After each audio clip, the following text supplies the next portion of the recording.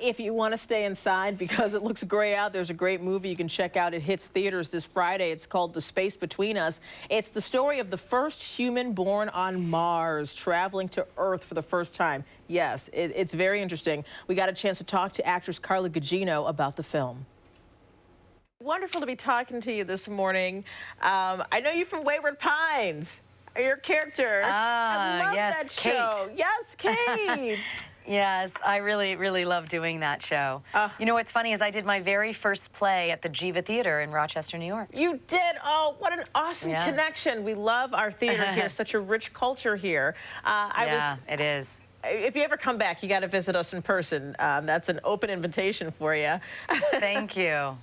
So you have a film. It's coming out next week in theaters, The Space Between Us. I was watching the trailer. This looks like a good movie. What's it about? Well, it's about Gary Oldman plays a sort of Elon Musk character who is influenced character who decides to colonize Mars, to send a group of astronauts up there to live. And this group of astronauts goes up slightly in the future, and on her way up, a female astronaut realizes she's pregnant, and it's a 7-month journey. And she gives birth to this baby on Mars, and she dies in childbirth. And ultimately, they have to decide, NASA has to decide, and his company has to decide whether they're going to keep this a secret, that this child's been born up there, because his organs are not equipped to live on Earth, so they can't bring him back. Wow. And the journey is too long. So ultimately, they do decide to keep it a secret, and 16 years later, my character, Kendra, is sent up there. She's an astronaut. She thinks she's going up to work to terraform on Mars, and she realizes she's sort of been brought up there to be the caretaker for this young man, played by Asa Butterfield, Gardner. And as she gets to know him, and they live in only 10 people live up there. They become very close, and she sort of becomes a surrogate mother without really intending to, but she realizes she really is the one who has to take care of him and make sure that he has a life. And she realizes that he's fallen in love with this young girl on Earth, played by Britt Robertson. Yeah. And she's in and out of foster homes, and you end up seeing these 4 characters that are very alone, some by choice and some by circumstance, and how they, through knowing each other, find their purpose in life. And so basically, I really advocate for him to go back down to Earth, even if he's not going to survive very long because of his organs, so that he can experience what it is to be human. Yeah, and I think he deserves that. Wow. Yeah, so then it becomes a road movie. It's got sci-fi elements. It's kind a of beautiful romance. Yeah. It was a little emotional in the trailer there between the 16-year-old, the 2 teenagers, and then there's this theme of connection, how those 2 connected from quite a distance. For sure. And, you know, I think the premiere was in New York last night, and so many people were crying by the end of it. And I think it's just because, you know, not to be too sappy, but love is kind of everything, you know, and it's sort of the great connector. And so the movie does really get to the core of that, which is cool. Could you relate to this role that you played?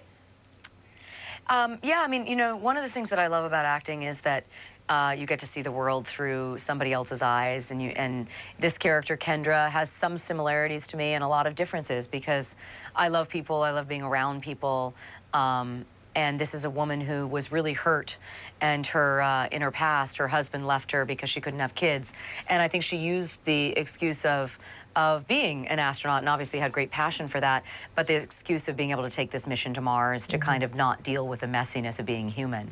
And I find that a really relatable fact, of that idea of just wanting to kind of like shut the door on something.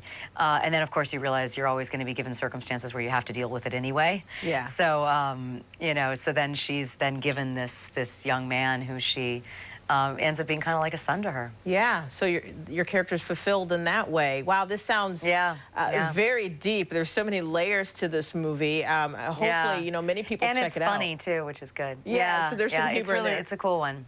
I love the horse scene, which I know we'll show clips of this. I know. Yeah. He's like, what is that? I know.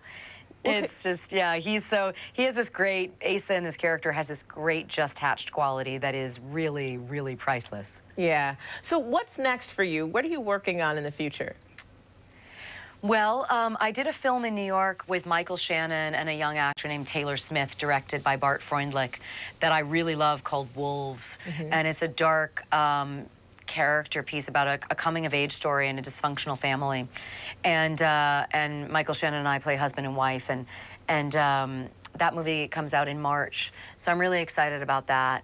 And then I just finished filming for Netflix an adaptation of a Stephen King novel called Gerald's Game. Okay. Yeah, directed by this wonderful man, Mike Flanagan, and Bruce Greenwood is in it and fantastic. And so that I'm also really excited about. That kind of a thriller?